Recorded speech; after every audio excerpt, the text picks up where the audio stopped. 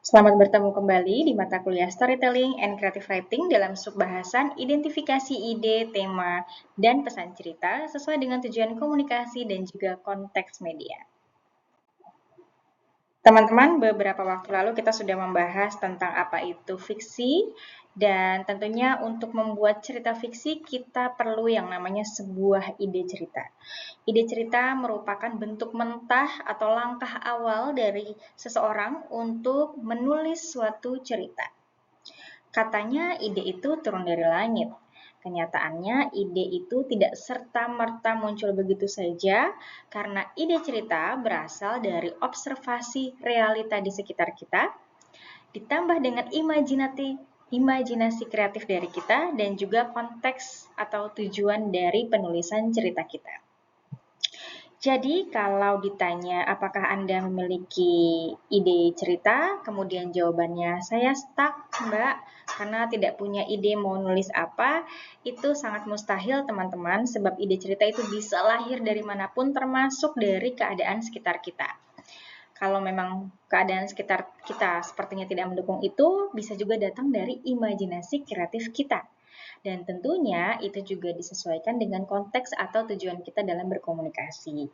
Kita dalam menulis cerita fiksi, baik itu di media massa maupun di media-media lainnya seperti dalam bentuk cerpen, novel, itu tentu berbeda dengan kita menuliskan cerita fiksi misalnya dalam media-media sosial, kemudian kita menuliskannya itu dalam Reels, kita menuliskannya itu dalam feed Instagram, tentu kan konteks dan tujuannya berbeda, sehingga satu cerita yang sama bisa disajikan dalam berbagai bentuk. Jadi kalau lagi bingung, mau nulis cerita apa, idenya berasal dari mana, coba lihat aja di sekeliling kita. Jadi pasti nanti akan muncul ide-ide cerita tertentu. Jadi ide cerita yang dianggap baik atau bagus itu seperti apa? Ide cerita merupakan gagasan dasar. Tadi seperti yang saya bilang, ide cerita itu awal atau sesuatu yang masih mentah yang menggambarkan inti sari dari cerita apa yang mau kita sampaikan. Ya, misalnya contohnya di sini adalah dosen pembimbing yang perfeksionis belajar memahami makna empati setelah menghadapi mahasiswa dengan latar belakang yang sulit. Itu ide mentahnya, ya. Bahwa selanjutnya ide itu bisa dikembangkan lebih lanjut dengan berbagai konflik, itu urusan nanti ketika sudah menjadi naskah cerita yang utuh. Tapi ide di awal udah harus ada dulu. Sebenarnya apa sih yang mau kita ceritakan? Coba, kira-kira kamu punya ide cerita apa lagi selain contoh yang ada di layar? Ya. Nah, jadi ide cerita yang potensial yang dibilang bagus atau baik itu yang seperti apa? Yang pertama adalah yang original. Apa yang dimaksud dengan original? Itu asli buatan kita sendiri tanpa mengcopy paste dari ide-ide orang lain.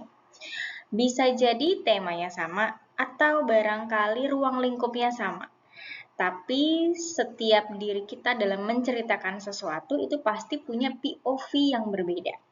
Makanya namanya aja storytelling, menceritakan sebuah cerita. Satu cerita diceritakan oleh 5 orang yang berbeda, bisa jadi rasanya pun atau didengarnya pun itu akan berbeda.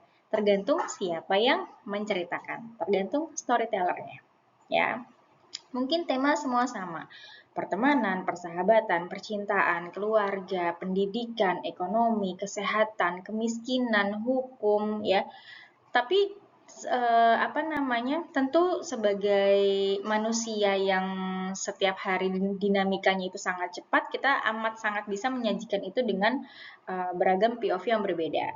Contoh kita bahas tema besar soal kemiskinan. Misalnya kemiskinan yang melanda salah satu keluarga gitu ya.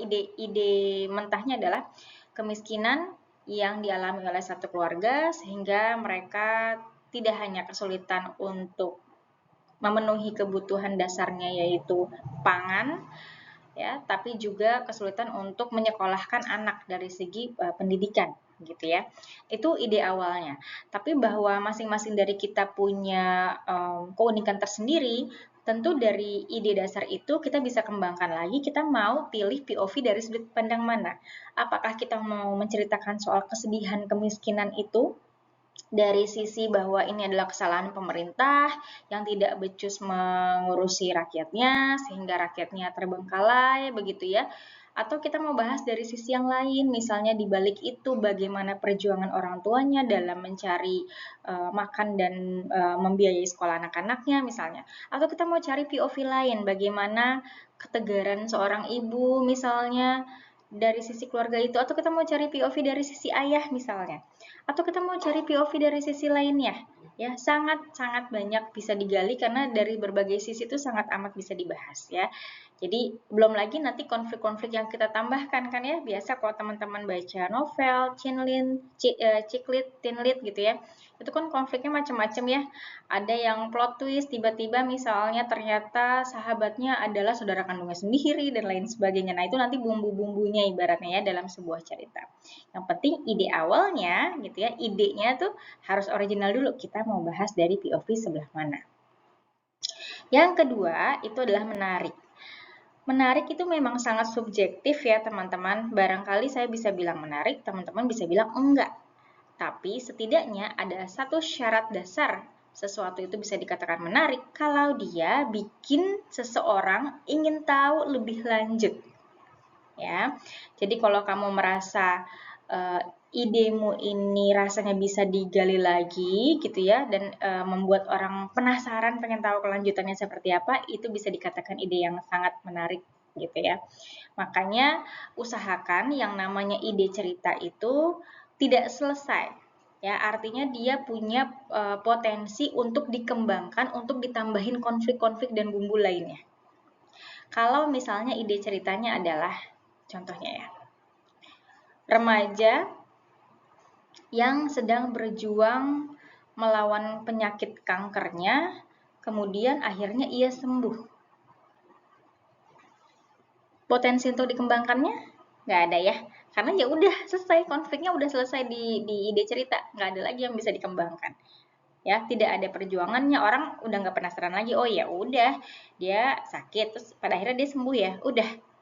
Tapi kalau dari yang contoh di layar ini, dosen pembimbing yang perfeksionis belajar memahami bahwa makna empati setelah menghadapi mahasiswa dengan latar belakang yang sulit, tentu kita akan bertanya-tanya, kenapa sih seorang dosen yang perfeksionis ini bisa-bisanya dia berubah gitu ya, sampai akhirnya dia berusaha memahami soal empati ini gitu, setelah dia menghadapi mahasiswa dengan latar belakang yang sulit ini. Ini mahasiswanya kayak apa sih, kok bisa sampai meluluhkan si dosen yang perfeksionis ini? Itu kan pertanyaan lanjutan yang bikin orang pengen tahu kelanjutannya, gitu ya. Kemudian bisa dikembangkan, itu tadi yang seperti saya bilang, jadi nggak mentok di satu scene aja, ceritanya udah selesai dalam ide, ya. Kalau tadi seorang yang sedang berjuang melawan penyakit kanker, kemudian akhirnya sehat kembali, ya udah berarti ceritanya selesai ya, jadi nggak bisa dikembangkan lagi. Dan itu tadi, karena dia berpotensi untuk dikembangkan, maka berpotensi juga untuk diberikan konflik di dalamnya. Jadi ada 4 checklist ya. Apa saja ide yang dianggap menarik atau dianggap potensial atau dianggap bagus, original, menarik, bisa dikembangkan, dan punya konflik. Nah, ini adalah beberapa atau 3 lah ya di sini. Bagaimana langkah-langkah kita kalau kita bingung mau cari ide dari mana. Ada yang namanya teknik what if. Ya, bagaimana kalau? Jadi kita berandai-andai saja. Bagaimana kalau besok saya nggak punya uang? Bagaimana kalau besok ternyata adalah hari terakhir kita di dunia ini? Bagaimana kalau besok tiba-tiba saya jadi presiden? Gitu kan, itu namanya juga ide dasar ya. Nanti untuk selanjutnya bisa kita kembangkan. Itu what if. Yang kedua adalah teknik premis ya. Premis itu merupakan 1 atau 2 kalimat yang terdiri atas konflik utamanya plus arah moralnya kemana. Ya. Kemudian yang ketiga adalah teknik 5W1H. Nah, ini biasa dipakai dalam jurnalistik ya.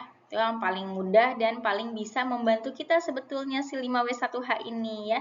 Tapi kalau mau orang-orang yang praktis, orang-orang yang instan, biasanya pakainya teknik what if untuk dasarnya gitu ya. Kemudian yang tengah-tengah bisa pakai premis. Nah, untuk orang-orang yang perfeksionis yang pengennya sempurna dari awal membuat sesuatu, bisa pakai teknik 5W1H. 5W1H-nya apa aja? Tentu teman-teman udah pada tahu ya. Ada siapa tokohnya kita tentukan, masalah utama dia apa, kemudian di mana konteks dunianya. Konteks dunia itu apa teman-teman? Misalnya Harry Potter, cerita Harry Potter kan di situ tentang sekolah untuk penyihir gitu ya. Itu kan konteks dunianya ya emang berbeda dengan dunia kita yang sekarang ya. Di sana ada sekolah untuk penyihir, kemudian ada beberapa keajaiban, orang bisa ini, bisa itu, sedangkan dunia nyata kita kan nggak gitu. Ya, atau misalnya cerita Jumanji, cerita apa lagi? Jurassic Park, itu konteks dunianya tuh beda tuh. Nah, itu yang namanya konteks dunia. Kenapa kemarin dibilang bahwa fiktif itu adalah sesuatu yang diimajinasikan oleh kita, tapi dia tetap harus masuk akal. Masuk akal di sini adalah masuk akal sesuai dengan konteks dunianya. Kalau dalam Jurassic Park, di situ digambarkan ada dinosaurus, masuk akal nggak? Masuk akal, karena konteks dunianya memang saat itu di zaman itu ceritanya. Memang ada. Tapi kalau konteks dunianya yang kita nih di 2026 ada binatang dinosaurus, tentu itu tidak masuk akal gitu. Maksudnya paham ya teman-teman ya? Kemudian kapan terjadinya, kenapa konfliknya bisa muncul, dan bagaimana konflik itu bisa diselesaikan. Semakin spesifik jawaban-jawaban dari 5W1H ini, maka cerita ini akan semakin hidup. Ya, jadi yang paling membantu kita untuk menggali ide cerita dan menghidupkan suasana dari cerita yang kita buat adalah teknik 5W1H ini biasanya ya.